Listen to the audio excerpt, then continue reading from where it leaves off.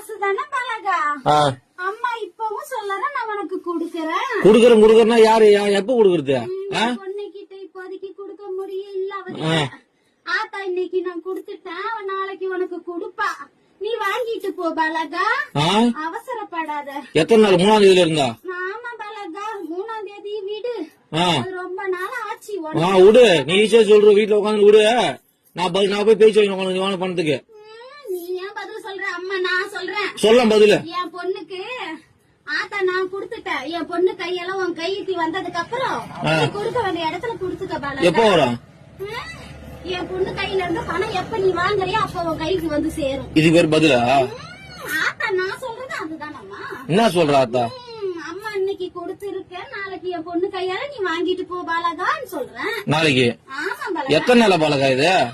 எத்தனை நாளா? இன்னைக்கு தானே சொல்றேன். இத்தனை நாளா? இத்தனை நாள் எங்க போயிருந்தா? இத்தனை நாளும் அந்த பதில் சொன்னேன். என்ன சொன்னா குடுக்கறேன்னு. இன்னைக்கு என் பொண்ணுக்கு கொடுத்திருக்க, நாளைக்கு நீ வாங்கிட்டு போ பாலகா. உன் பொண்ணு கொடுத்தது இப்பயும் பொண்ணு எடுத்து கட்ட சொல்லு முதல்ல. என் பொண்ணு கையில இன்னும் பணமா வந்து சேரல. அப்புறம் கொடுக்க வந்து சீரதான் கொடுத்திருக்க இன்னைக்கு. என் நகையா பவுனா கொடுத்து வச்சுக்கிறியா? நாளைக்கு உன் கையில பணமா வரும் பாலகா. லோனை வாங்கி போட்டு இது ஒரு கதை. லோன் இல்ல,